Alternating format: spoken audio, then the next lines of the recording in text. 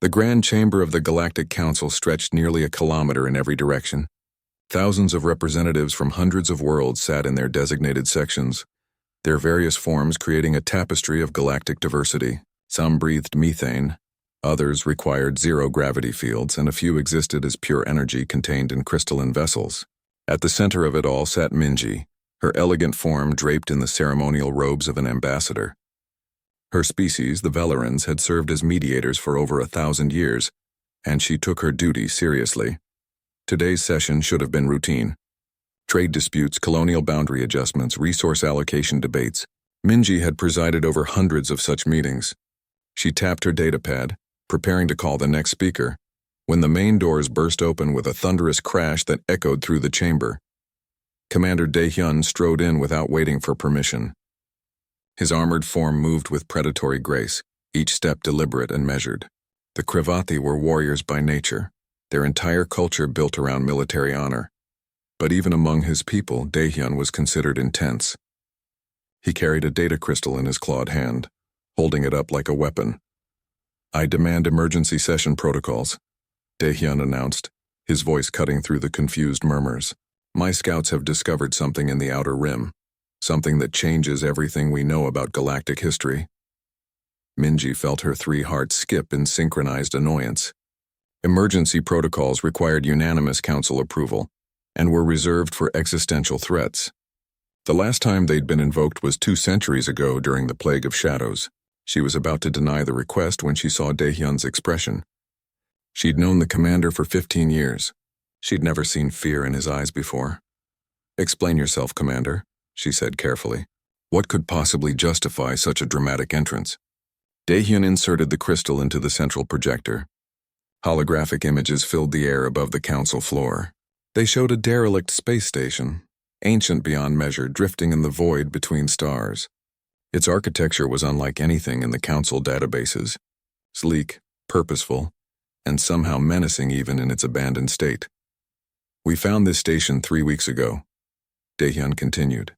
"Initial scans suggested it was at least 3,000 years old. Maybe older. We sent a team inside."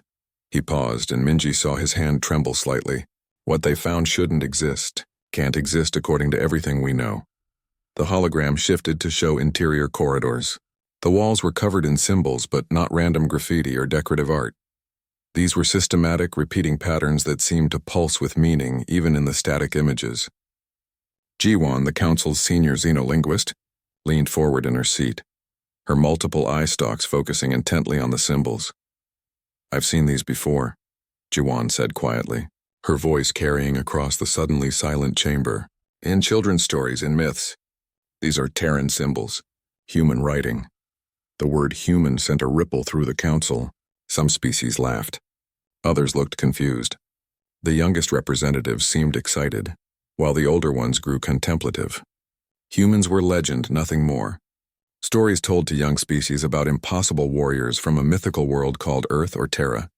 They supposedly could survive in any environment, fought with unmatched ferocity, and possessed technology that bordered on magic. Hyunwoo, the archon of historical records, activated his hover platform and floated to the center of the chamber. He was old, even by his species standards, having served the council for over 400 years. His translucent form shimmered with barely contained irritation. "Commander Daehyun, this is beneath you," Hyunwoo said, his voice dripping with academic disdain. "Humans are mythology, cautionary tales. Every serious scholar knows this. The last supposed human sighting was 800 years ago, and it was thoroughly debunked. Someone found an old station and scrawled human symbols on it as a hoax. It happens every few centuries when some attention-seeking explorer wants their name in the history files." Daehyun's jaw tightened, but he kept his composure. "I thought the same thing, Archon. That's why I spent 3 weeks verifying the data. The station's construction predates the council itself by at least 500 years. The symbols aren't painted on the walls. They're embedded in the molecular structure of the metal, and that's not even the most disturbing part." The hologram changed again. This time it showed power readings, energy signatures that made several council scientists gasp audibly. The numbers were impossible. A single section of that derelict station contained more dormant power than the entire council defense fleet combined. "We also found this." Daehyun said quietly. The hologram displayed a simple message in Galactic Common, clearly translated from those strange human symbols. It repeated on a loop, broadcasting on ancient frequencies that nobody used anymore. 3 words that made Minji's blood run cold. We remember. We return. The chamber erupted. Representatives shouted over each other, some demanding more information, others calling for Daehyun's arrest for spreading panic. Minji activated the sonic dampeners, forcing silence across the chamber. She looked at the message, then at Daehyun, then at Hyunwoo, whose ancient face had gone completely still. Archon, Minji said carefully. You've studied the old records more than anyone. Is there any possibility, however remote, that humans were real? Hyunwoo was quiet for a long moment. When he spoke, his voice had lost its certainty. There are fragments, pieces of data that never quite fit, references to a species called Terrans in documents that predate the Council's formation. But the records are incomplete, corrupted, or deliberately erased. I always assumed it was data degradation over millennia, but if I'm being honest, he trailed off, looking at the message. If they were real and they've been gone this long, why would they come back now? Taijin, the Council's senior military advisor, stood from his position. His mechanical augmentations hummed softly as he accessed his combat databases. I've run tactical simulations based on the power readings from that station. If humans have multiple facilities like that, if they have actual ships with that kind of energy output, then every military force in the galaxy is obsolete, not outmatched. Obsolete, like comparing stone spears to antimatter cannons. Minji felt the weight of decision pressing down on her. She could dismiss this as fantasy, maintain the status quo and risk being catastrophically wrong, or she could take it seriously, potentially cause galaxy-wide panic and look foolish if it turned out to be nothing. I propose we send a diplomatic expedition to investigate, she said finally. A small team, quiet, no public announcements. We find the truth without causing panic. The vote was close, but it passed. Minji volunteered to lead the expedition personally, bringing Jiwon to attempt communication if they found anything, and Taejin for security. They would follow the coordinates embedded in Daehyun's data crystal, traveling to the region listed in ancient charts as Haven's Gate. As the council session ended and representatives filed out in worried clusters, Minji stood alone at the center of the chamber. She looked up at the holographic message still floating in the air. 3 words that promised everything and explained nothing. We remember. We return. For the first time in her long career, Ambassador Minji felt truly afraid. Not of war or disease or cosmic catastrophe. She was afraid of being wrong about the fundamental nature of reality. Because if humans were real, if they'd been watching from the shadows for centuries, then everything the Council knew about history was a lie. And lies, she knew, always came with a price. The expedition ship dropped out of faster-than-light travel at the coordinates marked as Haven's Gate. For a moment, Minji thought their sensors had malfunctioned. The readings made no sense. Then she looked out the viewport and felt her breath catch in her throat. A brown dwarf star hung before them, its dim red light barely illuminating the system. But surrounding it, stretching across millions of kilometers, was a structure that defied comprehension. Thousands upon thousands of platforms orbited the dying star in perfect geometric harmony. Each platform captured energy, channeled it, stored it. Together they formed a Dyson swarm, a feat of engineering that shouldn't be possible with current Council technology. The sheer scale made Minji dizzy. By the ancestors, Jiwon whispered, her voice trembling. The energy output from this system could power every world in the Council for 1,000 years. Who could build something like this? Taejin was already at the tactical console, his augmented hands flying across the controls. I'm detecting millions of structures. Habitats, shipyards, defense platforms. The smallest one could house 1 billion beings. And the ships... He stopped, his face going pale. There are more ships in this system than exist in the entire Council fleet. Thousands of them, just sitting there, powered down but ready. Before Minji could respond, every system on their ship went dark. Emergency lighting flickered on, bathing the cabin in red. Then a gentle hum filled the air, and Minji felt the ship moving even though no one was at the controls. We're caught in a tractor beam, Taijin said, checking his readings. It's pulling us toward that station. The big one, 12 o'clock high. I can't break us free. The beam is using technology I don't even recognize. Minji straightened in her chair, smoothing her robes. Then we go peacefully. Weapons cold, shields down. Broadcast our diplomatic credentials on all frequencies. If these are humans, they clearly have the power to destroy us. The fact that they haven't is encouraging. The station grew larger as they approached. It was shaped like a massive ring, slowly rotating to provide gravity. Lights flickered across its surface in patterns that might have been windows. Might have been something else entirely. Their ship was drawn into a docking bay large enough to hold 100 vessels their size. As the airlock cycled, Minji checked her translator one last time. Jiwon stood beside her, practically vibrating with excitement and terror. Taejin had his hand near his sidearm, though they all knew it would be useless if things went wrong. The airlock opened. Beyond it stretched a corridor that gleamed with polished metal and soft lighting, and standing there, waiting for them, was a human. Minji had seen the artistic recreations, the mythological depictions, the children's book illustrations. None of them captured the reality. He was tall, perhaps 2 meters, with dark hair and eyes that seemed to calculate 1,000 things at once. He wore a simple uniform, gray and unadorned, but moved with the confidence of someone who knew exactly how dangerous he was. Ambassador Minji, the human said in perfect galactic common, his accent flawless. I'm Sunho, coordinator of the Terran Remnant Fleet. Welcome to Haven Station. I apologize for the dramatic retrieval, but we needed to ensure your ship's systems couldn't accidentally transmit our location. We've been hidden for a long time. We'd like to stay that way a bit longer. Jiwon made a sound that might have been a laugh or a sob. You speak our language. You know our names. You've been watching us. Sunho's expression didn't change. We've been watching everyone, Scholar Jiwon. We never really left. We just stepped back. Come. We have much to discuss, and I suspect you have many questions. He led them through corridors that hummed with barely contained power. They passed rooms where humans worked at tasks Minji couldn't begin to understand. Some were in zero gravity, manipulating holographic displays that showed star systems and equations. Others trained in rooms where gravity seemed to shift and change randomly. Everyone they saw moved with purpose, with focus, with the kind of discipline that took generations to develop. Sunho brought them to a conference room with a view of the Dyson swarm. As they sat, he produced a datapad and slid it across the table to Minji. Before we begin, you should understand why we disappeared, Sunho said quietly. Humans don't vanish without reason, Ambassador. We left because staying would have meant watching you destroy what we died to protect. The datapad activated, showing historical records that made Minji's hearts pound. Images of massive organic ships, things that looked like they were grown rather than built, consuming entire worlds. Battles on a scale that dwarfed anything in modern warfare. And humans, always humans, standing between these monsters and the rest of the galaxy. 1,000 years ago, the Devourers came, Sunho continued. His voice remained calm, but Minji heard the edge beneath it. Extra-dimensional parasites that consume matter and energy. They wanted to feed on the galaxy until nothing remained. The Council was young then, barely 50 species, and you were helpless. So humanity fought them. Alone.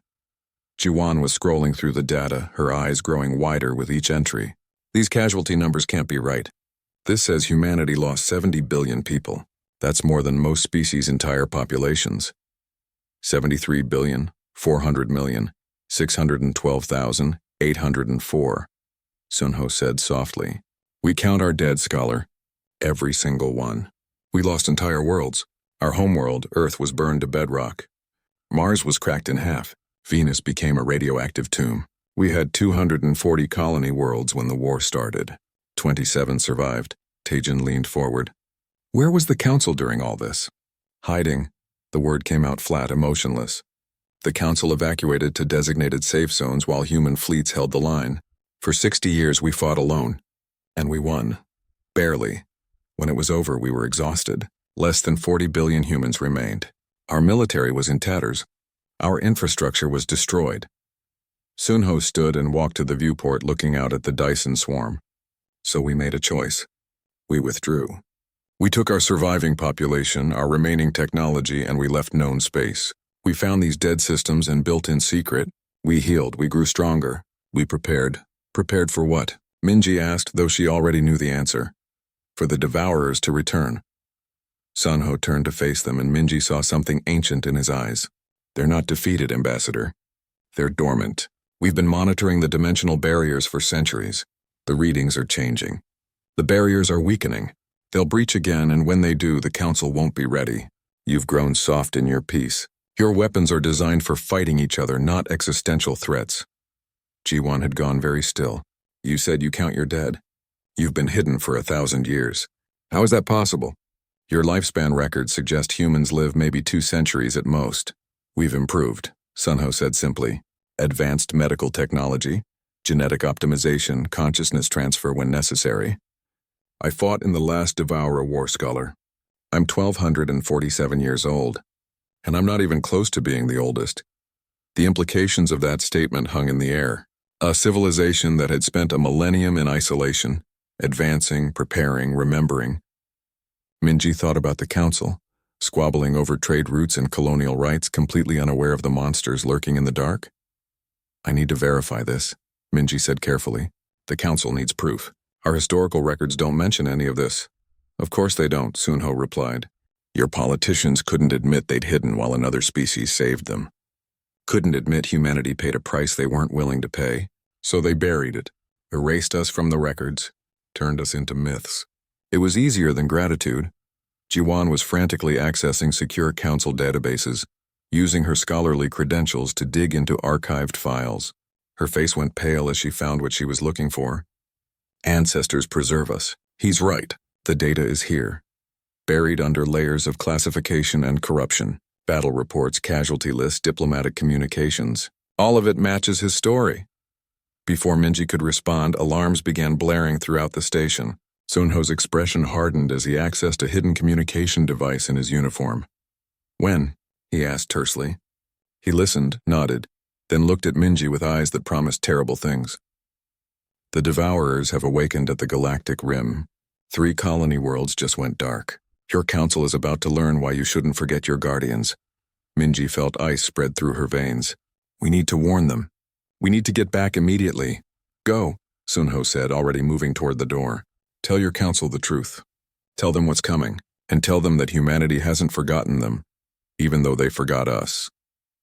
As they rushed back to their ship, Minji caught glimpses of Haven Station mobilizing.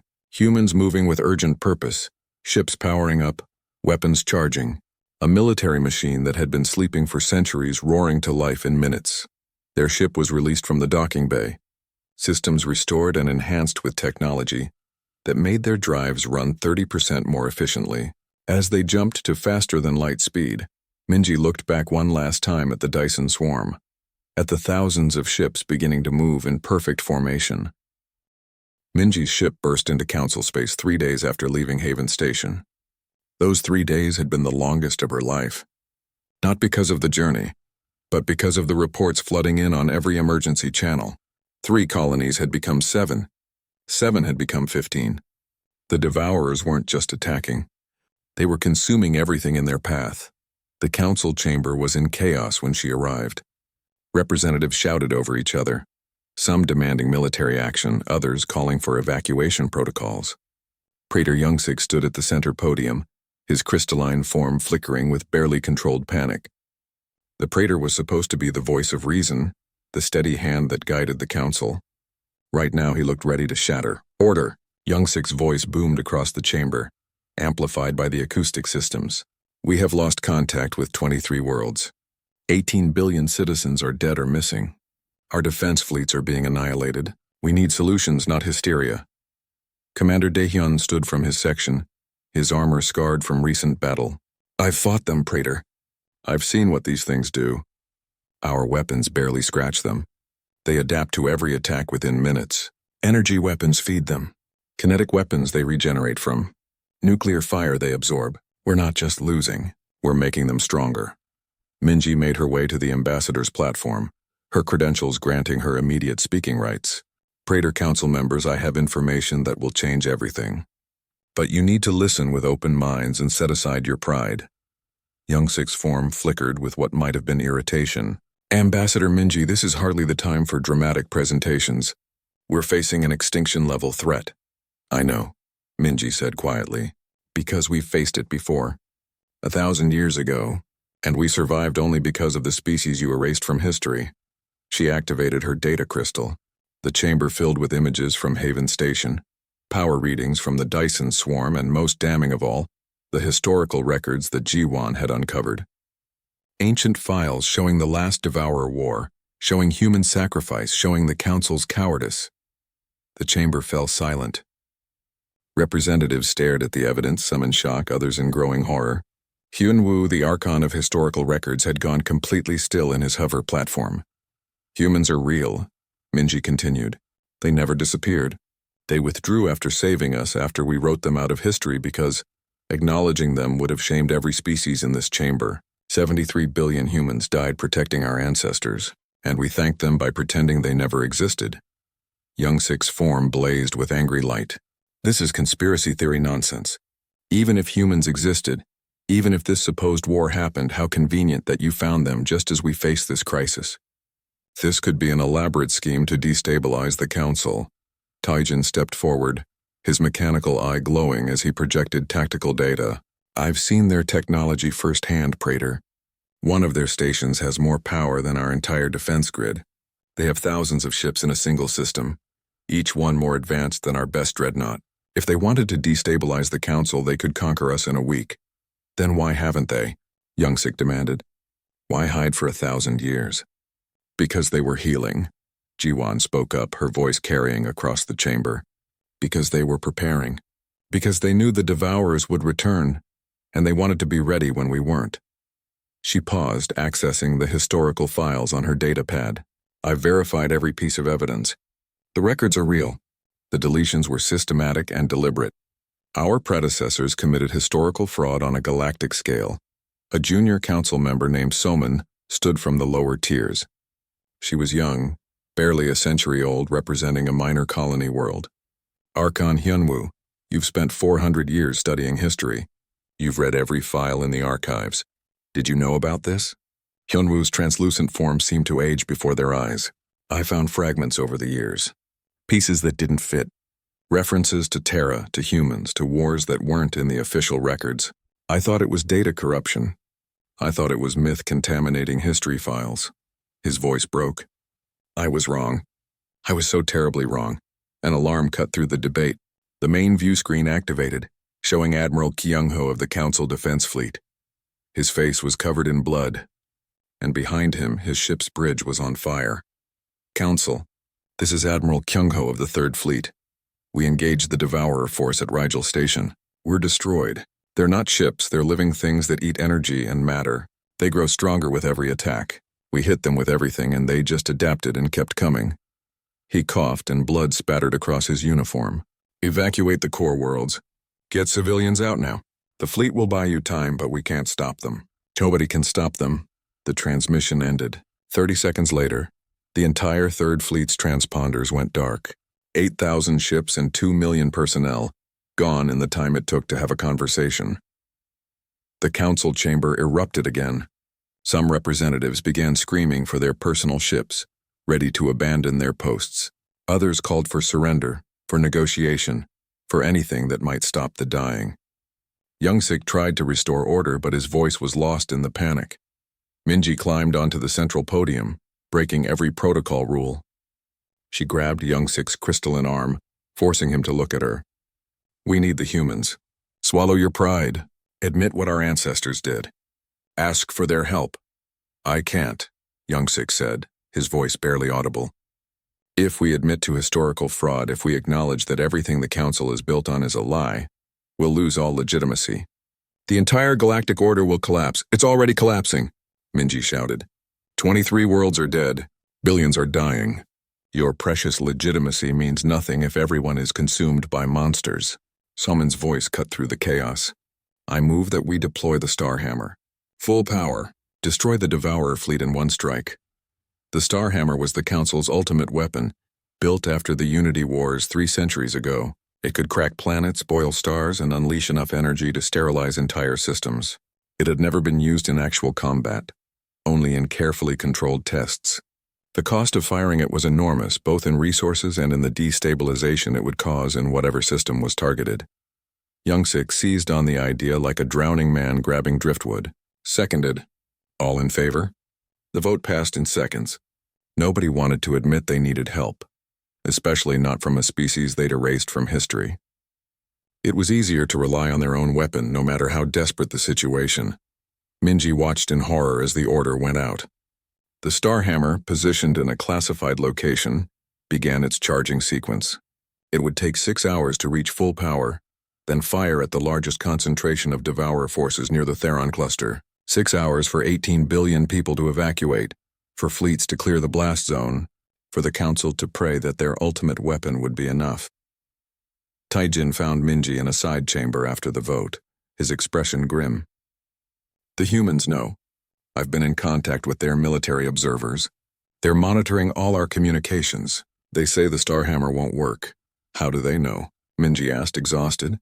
Because they tried the same thing 1,000 years ago. The Devourers don't just adapt to weapons. They absorb them. Energy feeds them. The Starhammer will make them stronger, not weaker. Minji felt her last hope crumble. We need to stop the firing sequence. We can't. Youngsik has sealed the order under emergency powers. Even if you convince the Council to reverse it, the Starhammer can't be stopped once the charging sequence reaches 50%. We passed that mark 10 minutes ago. They stood in silence, watching through the viewport as ships scrambled to evacuate the Theron cluster. Billions of people loading onto transports, fleeing their homes, hoping that somewhere in the galaxy would be safe. 4 hours later, the Starhammer fired. The energy release was visible across 3 sectors. A beam of pure destruction that could have vaporized anything the Council had ever built. It struck the Devourer fleet dead center, and for a moment Minji let herself hope. Then the readings came back. The Devourers hadn't been destroyed. They'd absorbed the energy, metabolized it, and grown. What had been a fleet of 5 million organic ships was now 8 million, and they were moving faster, adapting to the Council's tactics in real time. Youngsik collapsed in his chamber, his crystalline form cracking with the stress. 2 more fleets engaged the Devourers and were consumed within hours. 40 worlds were now dark. The death toll passed 50 billion. Finally, with the Council on the verge of complete collapse, Youngsik summoned Minji. His form was dim, barely holding together. Go to the humans. Beg if you must. I was wrong.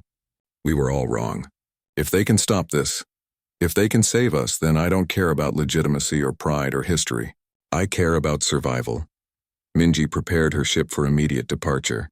As she walked through the Council halls, she passed refugees flooding in from fallen worlds.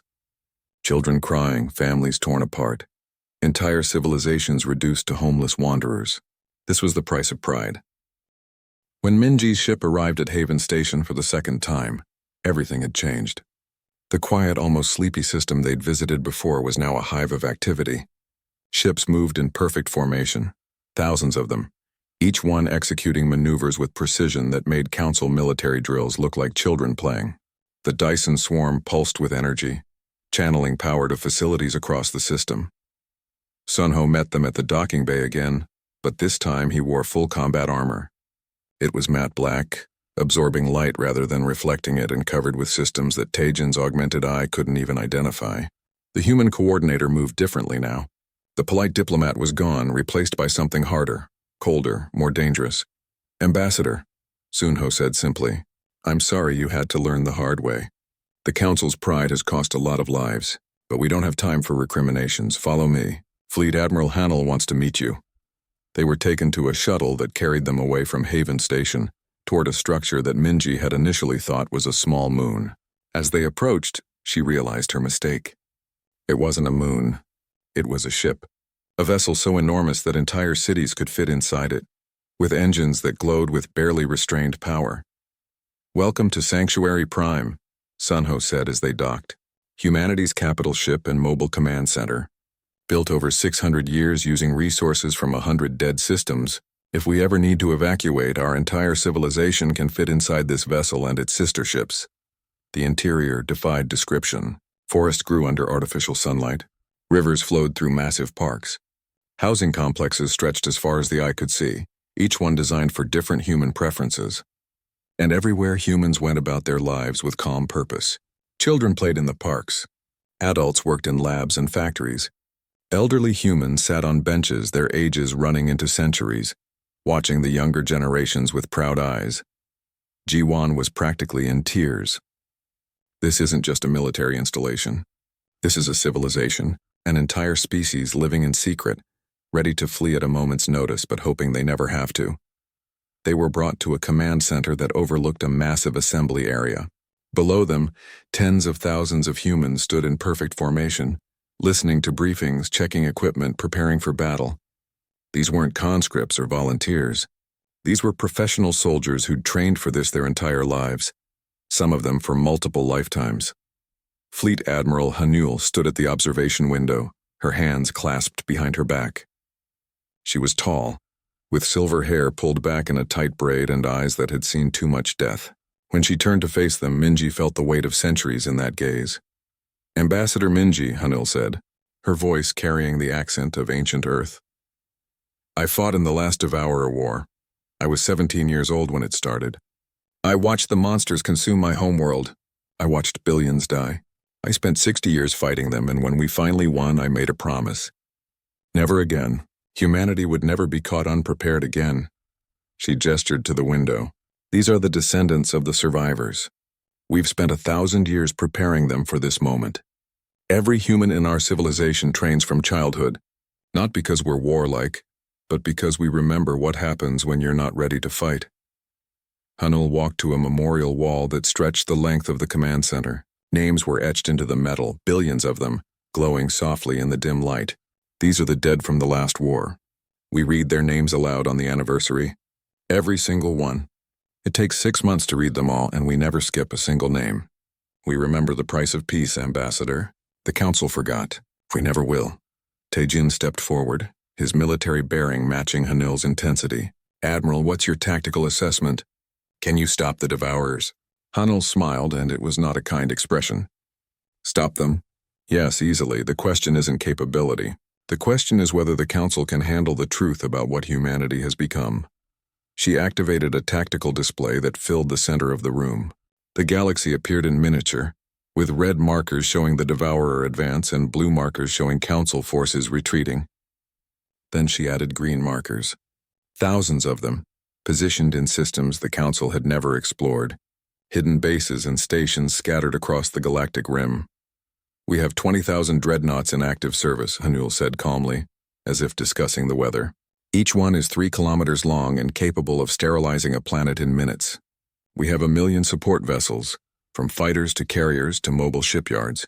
Our smallest frigate could take on a Council battleship one-on-one and win. We don't build weapons, Ambassador. We build extinction events." Minji felt dizzy. 20,000 dreadnoughts.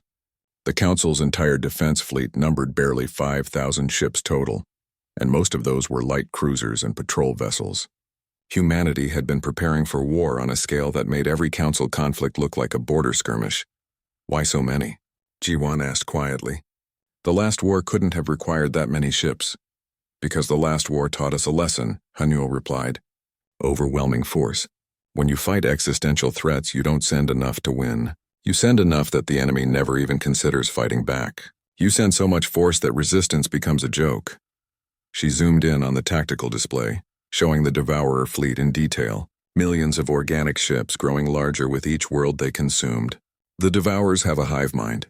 There's a central node that coordinates the entire fleet. Destroy it and they become uncoordinated, vulnerable. But the node is protected by millions of ships and adapts to every attack. The Council could never reach it. We can. A man entered the command center, young-looking but moving with the confidence of age. His uniform marked him as a strategist, and his eyes held the same ancient quality as Hanul's. "This is Jamin," Hanul said. "He's been planning this operation for 300 years. He'll explain the deployment." Jamin activated a holographic display that showed the battle plan in stunning detail. "We'll deploy 10,000 dreadnoughts directly to the Devourer-occupied systems. Not at the edges. Not cautiously. We drop in at point-blank range in formation, and we start shooting. The Devourers will converge on us, thinking they can adapt and consume us like they did the Council fleets." He smiled, and Minji saw the same terrifying confidence that Hanul possessed. "They won't get the chance. Our weapons operate on principles the Devourers have never encountered. We don't just kill them. We unmake them. Quantum disintegration, reality bombs, dimensional shears. We've had 1,000 years to develop weapons specifically designed to counter their biology." The hologram showed the human fleet cutting through Devourer forces like a knife through water. Ships that had shrugged off Council attacks simply ceased to exist when human weapons struck them. The simulation was beautiful and horrible in equal measure. While the main fleet engages, I'll lead a strike team to the hive mind node. Jamin continued. We breach it, we destroy it, and the entire Devourer fleet becomes easy prey. Total operation time, 6 hours. Casualties. We estimate losing maybe 20 ships if the Devourers surprise us. Minimal. Tejan was scanning the data with his augmented eye, and his expression kept shifting between awe and disbelief. This isn't a battle plan. This is an extermination protocol. You're not fighting them. You're removing them from existence. Exactly, Hanul said coldly. The Council fights wars for territory, for resources, for political advantage. You fight to win concessions. Humanity fights to end threats. When we go to war, Ambassador, we don't stop until the enemy no longer exists in any meaningful form. Minji thought about the implications. A species that had been so traumatized by near extinction that they'd spent a millennium building an arsenal capable of destroying anything. A species that remembered every single one of their dead and had weaponized that grief into overwhelming military power. When can you deploy? She asked quietly. We've been ready for 2 days, Hanil replied. We were waiting for you to ask. Humanity doesn't conquer. We don't impose our will on others, but when someone asks for our help, when innocents are dying, we respond. That's who we are. That's who we've always been. She walked to the memorial wall and placed her hand on one of the names. I lost my daughter in the last war. She was 19. Died holding a defense station so civilians could evacuate. The Council forgot her, forgot all of them. But we remember and we fight in their names. Hanul turned to face Minji, and in her eyes was steel forged in fire. I want you to take a message to your Council. Tell them humanity never forgot. Tell them we've been watching, waiting, preparing. Tell them that today they learn why we were made into legends. And tell them that after this is over there will be a reckoning. Not a military one. But they will acknowledge the truth. They will honor the dead. They will remember. Sunho stepped forward. Your ship has been refitted with human communications equipment. You'll be able to watch the battle in real time from a safe distance. You'll witness what happens when humanity stops being patient. As they prepared to leave, Minji watched through the viewport as the human fleet began to assemble. Dreadnoughts moved into formation, each one a city-sized monument to human determination. The Devourer fleet had reached the Council's core worlds. 50 billion beings awaited evacuation or death. The defense fleet was down to fragments, barely enough ships to mount a defensive screen around the civilian transports. Praetor Youngsik stood in the Council chamber, broadcasting to every world in Council space, his crystalline form dim with exhaustion and shame. Citizens of the Council, he said, his voice breaking. I have failed you. We have all failed you. 1,000 years ago, a species named humanity saved our ancestors from this same threat. They lost billions defending us, and we thanked them by erasing them from history, by turning them into myths, by denying the sacrifice they made. Today, as we face extinction, I must tell you the truth. Humans are real. They never left, and I have begged them for help. The broadcast continued, Youngsik laying bare every crime, every deletion, every lie that the Council had built its authority upon. Some watching wept. Others raged. But mostly they listened, because the truth was less important than survival. Then the skies began to change.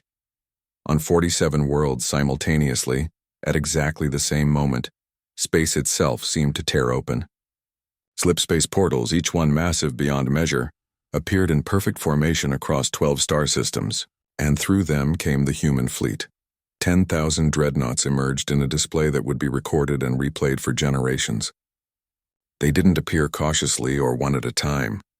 They came as a wall of steel and fury, each ship 3 kilometers of weapons and armor, moving in such perfect synchronization that they might have been a single organism. The ships were dark, not the polished white of Council vessels, but matty black that seemed to drink in light and promise nothing but death. Minji watched from her observation point, and even though she'd been prepared, even though she'd seen the fleet assembling, the reality of it stole her breath away. This wasn't a military deployment. This was a statement. This was humanity saying, we are here, and nothing can stand against us. Fleet Admiral Hanul's voice cut across every frequency in the galaxy, overriding every communication system, whether civilian or military, whether Council or independent. When humanity wanted to be heard, they made sure everyone listened. "Attention all Council citizens," Hanul said, her voice calm and absolute. "This is Fleet Admiral Hanul of the Terran Remnant Fleet. Take shelter immediately. Secure your children. Close your blast shutters. What you are about to witness is not a battle. It is an extermination. To the Devourers, you made a mistake waking up. Humanity is done hiding. The Devourer fleet, millions of organic ships, each the size of a city, turned to face this new threat. They had consumed hundreds of Council vessels. They had adapted to every weapon, every tactic. They were confident, if such creatures could be said to feel confidence. That confidence lasted exactly 4 seconds. The human Dreadnoughts opened fire, and reality itself seemed to scream. These weren't energy weapons or kinetic rounds. The humans had developed weapons that operated on principles so advanced that Council scientists would spend decades just understanding the basic theory. Quantum disintegrators that unraveled matter at the subatomic level. Reality bombs that created localized violations of physics. Dimensional shears that cut through space-time itself. A Devourer ship that had shrugged off nuclear weapons simply ceased to exist when a human Dreadnought fired. Not destroyed, not damaged. It was there, and then it wasn't, as if it had never been. Another one tried to adapt, tried to regenerate, but the weapon that hit it didn't leave anything to regenerate from. The Devourers rushed forward, trying to overwhelm through numbers like they'd done against Council forces. They crashed into the human formation like waves against a cliff, and like waves, they broke. Human point defense systems tracked targets faster than thought. Fighters launched from carrier vessels, each one flown by pilots whose reflexes had been enhanced through centuries of genetic optimization and training. The support ships moved in perfect harmony with the Dreadnoughts, covering gaps, reinforcing positions, creating a defensive screen that nothing could penetrate. Tejan watched the tactical displays with his augmented eye, analyzing the battle in real time. "They're not just winning," he whispered in awe. "They're not even trying. The Dreadnoughts are operating at maybe 30% capacity. This is them being gentle." Jiwan was monitoring the Devourer communications, their hive mind frequencies. "They're trying to adapt. They're throwing every mutation, every evolutionary response at the human weapons. Nothing's working. The humans designed these weapons specifically to counter biological adaptation. The Devourers literally can't evolve fast enough." On one of the core worlds, a young child pressed against the window of an evacuation shelter, watching as human ships passed overhead. The Dreadnoughts cast shadows that covered entire cities. To that child, to billions watching across the galaxy, the humans weren't ships. They were gods of war, ancient and terrible and absolutely unstoppable. But the real battle was happening somewhere else. While the main fleet engaged the Devourers in overwhelming force, Jemin led his strike team toward the hive mind node. The node was buried deep in Devourer-occupied territory, protected by millions of ships and organic defense structures that could tear apart conventional vessels. Jimin's team consisted of 12 specialists, each one chosen for skills honed over centuries.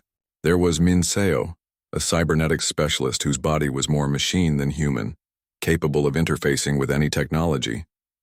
There was Kiwan, a pilot whose reflexes were so fast he could navigate asteroid fields at near light speed. And there were others, each one a legend in their own right, each one willing to die if it meant completing the mission. Their ship was small, built for stealth and speed rather than combat. It slipped through the Devourer fleet like a ghost, using technology that bent light and gravity to remain invisible. When defense systems locked onto them, Kiwan's piloting turned physics into art, dodging attacks that should have been impossible to avoid. They reached the node after 3 hours of harrowing flight. It was massive, a living structure that pulsed with the combined consciousness of billions of Devourer organisms. Organic corridors twisted in non-Euclidean geometries. The walls themselves were aware, hostile, trying to digest the intruders. "Stay focused," Jemin said over the team channel. "We knew it would be bad. Minseo, can you interface with the core systems?" Minseo's cybernetic implants extended, connecting to ports that writhed and tried to consume her. She gritted her teeth as foreign code flooded her systems. "It's fighting me. There's something else here, something that shouldn't be." As they pushed deeper, they discovered the horrifying truth. The hive mind node wasn't just a biological computer. At its core, trapped in organic prison, was a human consciousness. Someone from the last war, captured and enslaved, forced to serve as the node's central processor for 1,000 years. Jemin felt ice run through his veins. Scan it. Tell me we can free them. Minseo worked frantically, her systems analyzing the prison. Maybe, but it'll take time we don't have. The Devourers know we're here. They're sending everything. Kiwan held the entrance, his weapons cutting down wave after wave of Devourer organisms. Whatever you're doing, do it fast. We've got maybe 5 minutes before we're overrun. Jamin made the call. Minseo, free them. That's an order. We don't leave our people behind, not even after 1,000 years. Minseo dove into the code, fighting through layers of corruption and enslavement protocols. The trapped consciousness was aware, desperately trying to help, but so damaged by centuries of torture that it could barely function. Minseo worked with tears streaming down her face. Her cybernetic systems pushed beyond their limits. 3 minutes left.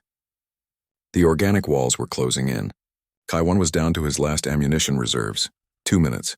Minseo broke through another layer. She could see the consciousness now, feel the echo of who they'd been.